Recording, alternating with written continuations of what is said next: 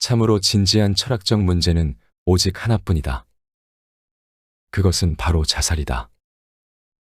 인생이 살만한 가치가 있느냐 없느냐를 판단하는 것이야말로 철학의 근본 문제에 답하는 것이다.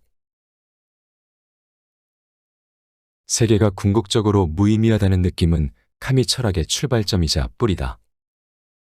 우리 인간이 의미를 갈구하도록 무엇이든 이해하기를 갈구하도록 구성된 존재임에도 세계는 아무런 대꾸를 하지 않는다. 우리는 우리가 왜 여기 존재하는지, 우리의 존재와 고난과 분투가 무슨 의미를 가지고 있는지 이해하기를 원하지만 아무리 답을 찾으려고 노력해도 세계는 어떤 실마리도 제공하지 않으며 입을 열지도 않는다.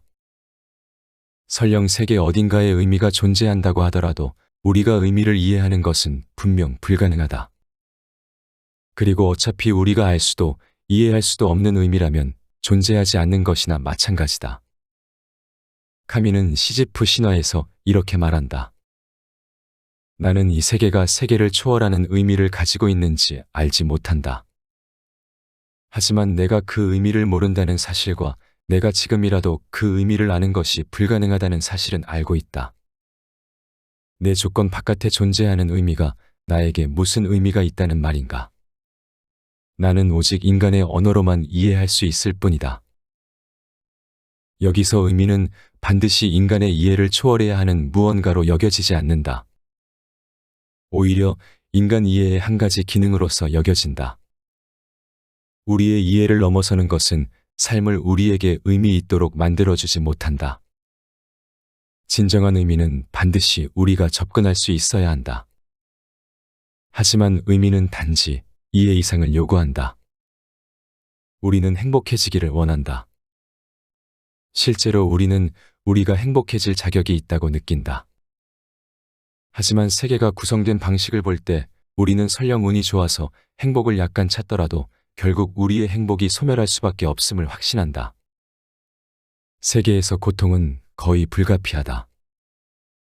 그리고 당장은 아니더라도 결국 죽음이 우리의 열망의 온전한 끝을 가져올 것이다. 우리는 우리가 소중히 맞지 않는 우리의 삶을 빼앗길 것이다. 여기에 우리 잘못은 없다. 결국 마땅한 이유도 없는 셈이다.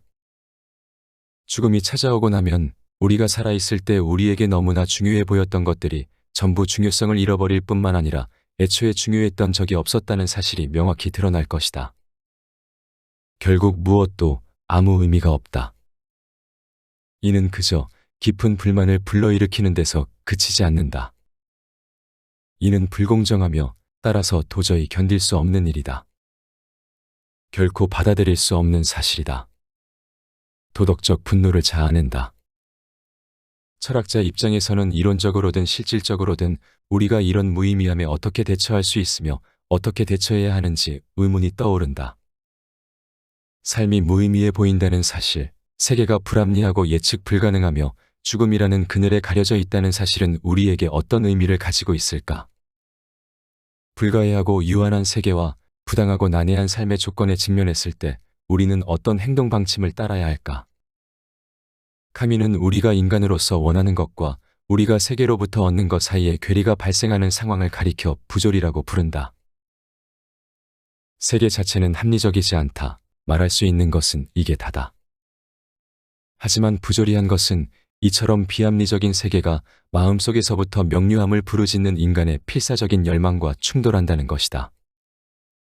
부조리는 세계에 달려있는 것만큼이나 인간에게도 달려있다. 우리가 인간이라는 존재가 아니었다면, 인간이라는 존재와 세계라는 존재 사이에 긴장과 갈등이 일어나지 않았다면 부조리는 존재하지 않았을 것이다. 인간은 비합리와 얼굴을 맞대고 서 있다. 인간은 자기 내면에 행복과 이유를 향한 열망이 차 있음을 느낀다. 이처럼 부조리는 인간의 욕구와 세계의 불합리한 침묵이 대립하는 데서 비롯된다. 세계는 인간과 달리 특정한 존재 상태를 선호하지 않는다는 점에서 인간과 달리 누가 살고 누가 죽는지, 고통이 있는지 행복이 있는지, 결국 선이 이기는지 악이 이기는지 신경 쓰지 않는다는 점에서 비합리적이다. 세계에는 방향이나 목적이 없다. 확실성도 없다. 무슨 일이 언제든 일어날 수 있다.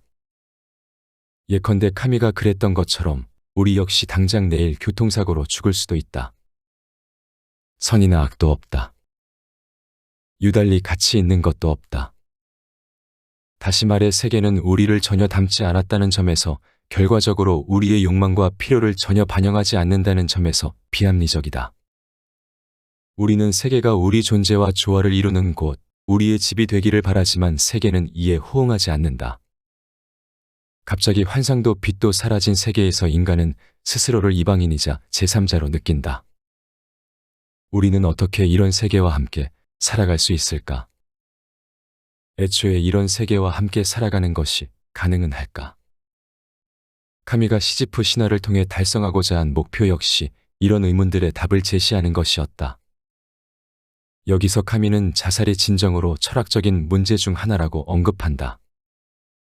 우리가 속한 세계처럼 완전히 무의미해 보이는 세계에서 계속 삶을 살아간다는 것이 정말로 가치가 있는 일인지, 아니면 삶이 가져다주는 온갖 고생과 두통과 절망과 실망을 피해 삶을 빨리 마무리 짓는 편이 더 좋지는 않은지 알아내는 것이 다른 어떤 일보다 중요하기 때문이다.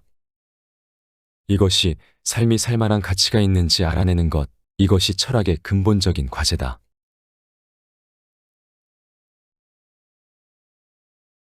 자유가 부여한 나쁜 소식과 좋은 소식. 카미는 세계에 우리를 보살피는 부모 같은 존재가 없다는 사실, 세계가 우리에게 완전히 무관심하다는 사실이 오히려 우리에게 해방감을 가져다 줄 수도 있다고 생각한다. 결국 삶이 살만한 가치가 있으려면 반드시 삶의 의미가 있어야 하는가라는 질문에 대한 카미의 대답은 굉장히 명확한 아니오인 셈이다. 심지어 카미는 삶에 아무런 의미가 없다면 삶을 그만큼 더 잘 살 수 있다고 말한다. 이유는 분명하다. 미리 정해진 의미가 존재하지 않는다는 사실이 우리에게서 압력을 덜어주고 족쇄를 풀어주기 때문이다. 삶을 살아가는 단 하나의 의도된 방식이 존재하지 않는다면 우리는 우리가 원하는 대로, 우리가 생각하는 대로 자유롭게 삶을 살 수 있다. 신이 존재한다면 모든 것은 신에게 달려 있으며 우리는 신의 의지에 반하는 어떤 일도 할 수 없다. 신이 존재하지 않는다면 모든 것은 우리에게 달려 있다. 따라서 우리에게는 나쁜 소식도 있고 좋은 소식도 있다. 나쁜 소식은 우리가 살든지 죽든지 무슨 일을 하든지 하지 않든지 세계가 전혀 신경을 쓰지 않는다는 점이다. 좋은 소식은 우리가 살든지 죽든지 무슨 일을 하든지 하지 않든지 세계가 전혀 신경을 쓰지 않는다는 점이다. 다시 말해 세계가 우리에게 나타내는 적이는 전적으로 수동적이다. 그것은 우리에게 도움을 주지도 힘을 주지도 않지만 그렇다고 우리에게 해코지를 하지도 않는다. 세계가 우리에게 무심한 데는, 우리의 필요와 욕구에 무심한 데는 악의가 없다. 이런 점에서 세계의 무심함은 부드럽다. 어떤 면에서 무의미함은 확실히 선물이다. 우리에게 유익이 된다. 우리 자신만의 역사를 써내려갈 여지를 제공한다.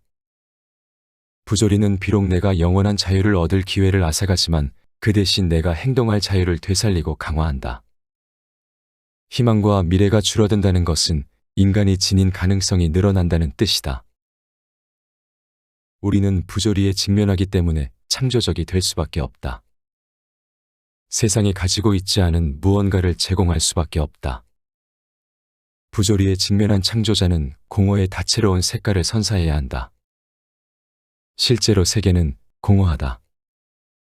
하지만 세계가 이미 가득 차 있다면 우리가 할 수 있는 일은 그저 신적인 창조주의 솜씨에 경탄하는 것 말고는 아무것도 남아있지 않을 것이다. 이렇듯 우리는 자유로우며 이는 아마도 좋은 일일 것이다. 하지만 우리는 우리의 자유를 가지고 무엇을 해야 할까? 카미는 우선 우리가 삶을 최대로 이용하는 것을 목표로 삼아야 한다고 주장한다. 희망도 없지만 후회도 없이 삶을 온전히 살아내야 한다. 우리에게 주어진 것을 우리에게 주어진 시간 동안 최대한 이용해야 한다. 추상적인 관념 속을 살아가거나 지적 몽상을 추구해서는 안 된다. 그 대신 구체적인 세계의 경험에 몰두해야 한다.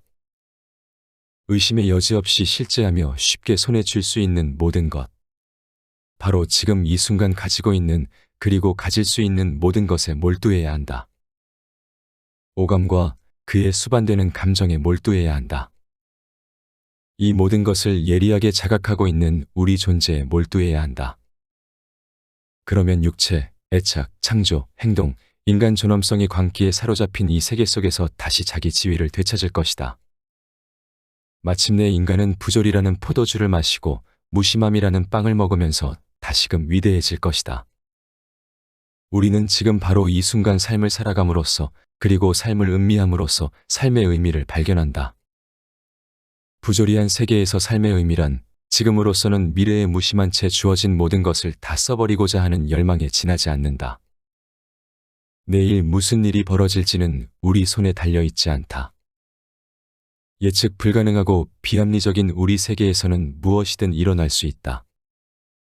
이런 이유 때문에 끊임없이 의식하는 영혼 앞에 놓인 현재와 현재의 연속이 부조리를 겪는 인간의 이상이다.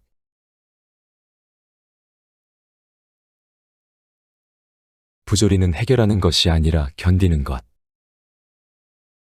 삶을 수호하고 불의에 저항하며 세계에 관심을 갖고 특히 다른 사람에게 관심을 갖는 데는 이성적으로 설득력 있는 마땅한 이유가 없을지도 모른다. 알다시피 어차피 궁극적으로 달라지는 점은 없을 가능성이 매우 높다. 어떤 노력을 기울이든 우리가 바랄 수 있는 최선은 기껏해야 불가피한 죽음을 약간 더 미루는 것이다. 그럼에도 우리는 맞서 싸워야 한다. 그렇게 하는 것이 우리의 본성에 속하기 때문이다. 정의를 사랑하고 불의를 미워하는 마음이 우리로 하여금 그렇게 행동하도록 명령한다. 우리에게는 딱히 선택권이 없다. 카미는 이를 가리켜 반항이라고 부른다. 반항은 패스트의 핵심이다. 주인공이자 화자인 베르나르 리유는 오랑이라는 알제리 도시에 살고 있는 의사다. 그는 치명적인 전염병이 오랑을 강타하자 피해자들의 고통을 덜어주기 위해 자신의 복지는 신경 쓰지도 않은 채 쉬지 않고 일한다. 하지만 그는 자신이 실제로 누군가를 치료하는 데 성공할 확률이 희박하다는 사실을 잘 알고 있다. 친구인 타로는 리유에게 신을 믿는 것도 아니고 노력이 효과를 거두는 것도 아닌데 왜 그렇게나 헌신적으로 일하냐고 묻는다. 리유는 만약 신이 존재한다면 신이 상황을 해결해 줄 것이라고 믿으면 된다고 답한다. 하지만 신은 존재하지 않으므로 해야 될 일이 있다면 우리가 해야만 한다. 결론적으로 리유에게는 세계에 맞서 싸우는 것이 옳아 보였다. 왜 그런지 이유를 설명하지는 못한다. 이유는 알지 못한다. 리유가 아는 것이라고는 사람들이 고통을 겪고 있다는 사실. 사람들이 원인이나 결과와는 관계없이 즉각적인 반응을 필요로 하고 있다는 사실. 조금 더 편안하게 해주거나 곁에 있어 줌으로써 자신이 사람들을 도울 수 있다는 사실이 전부다. 이는 합리적인 일이 아니다. 순전히 주어진 상황이 요구하는 일일 뿐이다. 그 다음에 저는 사람들이 죽어가는 광경을 지켜봐야 했어요. 혹시 죽기를 거부하는 사람들이 있다는 사실을 알고 있나요? 어떤 여자가 죽음 직전의 마지막 순간에 안 돼 하고 절규하는 것을 들어본 적이 있나요? 저는 있어요. 그리고 그런 경험에는 도저히 무심해질 수가 없다는 사실을 깨달았습니다. 당시에 저는 어렸고 세계의 질서 자체에 맞서서 분노를 터뜨렸습니다. 혹은 그랬다고 생각했죠. 시간이 지나면서 저는 좀 더 겸손해졌습니다. 다만 사람들이 죽어가는 광경만큼은 익숙해질 수가 없겠더군요. 이게 제가 아는 전부입니다.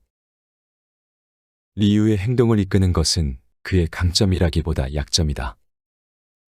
리유는 세계를 있는 그대로 받아들이지 못한다. 말하자면 현실성이 떨어지는 셈이다. 하지만 리유의 약점은 온 힘을 다해 죽음에 맞서 싸우겠다는 결심을 촉발하는 순간. 심지어 신이 우리 편에 서 있기를 기대하지 않으면서도 그렇게 하겠다는 결심을 촉발하는 순간 도덕적 강점으로 변모한다. 타로는 우리가 아무리 죽음을 상대로 승리한 것처럼 보일지라도 그런 승리는 결코 오래가지 않는다고 지적한다. 그러자 리유는 그렇다고 싸움을 포기할 이유가 되지는 않는다고 주장한다. 싸움은 설령 끝없는 패배를 의미할지라도 싸울 만한 가치가 있다. 리유는 이 싸움이 자신을 영웅으로 만든다고 생각하지 않는다. 리유의 저항을 부추기는 것은 영웅심이 아니라 기본적인 품이다. 다시 말해 품이 있는 사람이라면 누구라도 저항하기를 택한다는 것이다. 저항은 명백히 해야 할 일이다. 다른 선택지는 사실상 생각조차 할 수 없다. 리유는 아이들이 고문을 당해야 하는 세계 질서라면 나는 죽는 날까지 사랑하기를 거부하겠다고 말한다. 그런 세계 질서를 사랑할 수 있다고 주장하는 것은 분명 터무니없는 일이다. 증오, 더 정확히는 저항과 반항이 우리가 취할 수 있는 유일한 대응 방식이다. 하지만 우리가 실제로 무엇을 위해 싸우고 있는 것인지, 그리고 보호를 필요로 하는 대상이 무엇인지 기억하는 일 역시 중요하다. 싸움 자체가 목적은 아니기 때문이다. 싸움은 삶을 살 만한 가치가 있도록 만들어주는 것을 지키고 보존하는 수단이다. 삶이 가져다주는 즐거움, 특히 다른 사람들과 사랑하는 관계를 맺을 때 얻을 수 있는 즐거움이 중요하다. 반항은 무언가에 맞서는 행위일 뿐만 아니라 무언가를 위한 행위이기도 하다. 타로는 리유에게 이렇게 상기시킨다. 물론 인간은 피해자를 위해 싸워야 하지. 하지만 그것 외에는 관심을 다 끊어버린다면 싸움에 무슨 소용이 있겠어. 리유는 타로의 말이 옳다는 것을 알고 있다. 그는 사랑이 없는 세계는 죽은 세계라는 사실을 알고 있다. 또한 결국 모두가 사랑하는 사람의 얼굴을 보기를, 사랑이 가득한 마음에서 나오는 온기와 경의를 느끼기를 갈망한다는 사실 역시 알고 있다. 여기서 만족할 수 있는 사람은 행복하다.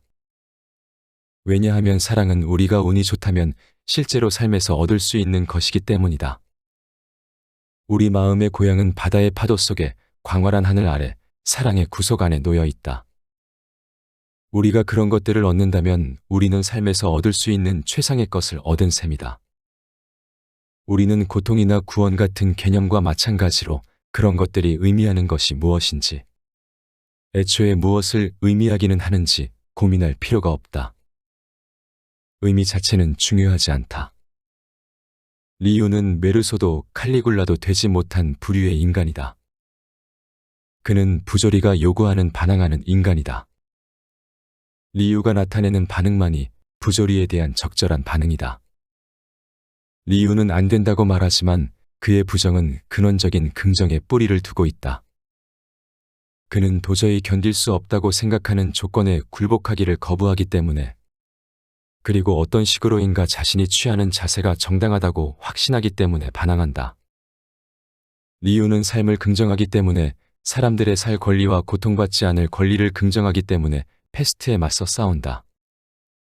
그리고 그렇게 하는 과정에서 리유는 인간의 연대를 긍정하기도 한다. 리유는 자신의 행동을 통해 우리 모두가 공유하는 무언가, 지킬 만한 가치가 있는 공통적인 인간 본성에 대한 믿음을 드러낸다. 카미의 주장에 따르면 반항과 연대는 한데 묶여 있다.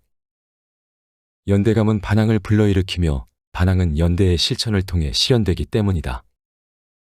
결과적으로 인간의 연대를 무시하거나 포기하게 된 반항은 모두 진정한 반항이 아니다. 진정한 반항은 개인을 고독으로부터 끌어낸다. 반항은 모든 인간이 자신의 최우선 가치를 세우는 공통 기반이다. 나는 반항한다. 고로 우리는 존재한다. 이는 카미가 새롭게 설정한 인상 깊은 근본 철학이다. 바로 이 인식론적인 토대 위에서 우리는 객관적으로 의미 없는 세계를 무너뜨리고 그 대신 주관적으로 의미 있는 인간 세계를 쌓아 올린다. 이방인에 등장하는 메르소의 세계는 여전히 데카르트적이다. 메르소의 자아는 홀로 고독하게 생각에 빠져 있다. 부조리한 세계에 직면하자 내면 더 깊숙한 곳으로 숨어 들어갈 뿐이다. 그런 자아에게 탈출구는 존재하지 않는다. 존재론적 고독을 벗어날 방법도, 세계의 소유권을 되찾을 방법도 존재하지 않는다. 반면 리유는 자아라는 좁은 한계를 벗어난다. 자신의 운명을 인류 공동의 운명에 단단히 묶음으로써 또한 생각을 적극적인 행동으로 대체함으로써 그렇게 한다. 이반 카라마조프처럼 리우는 구원받지 못한 사람들이 존재하는 한 스스로를 구원하기를 거부한다. 모두 함께 구원을 받거나 아무도 구원을 받지 못하거나 둘 중 하나다. 연민을 근거로 스스로의 구원 가능성을 포기함으로써 리우는 일종의 형이상학적 돈키호테 정신에 스스로를 내맡긴다. 설령 모든 것이 수포로 돌아가더라도 불의를 받아들인다는 대안보다는 훨씬 낫다는 정신으로 무장한다. 부조리는 해결해야 하는 것이 아니라 견뎌야 하는 것이다.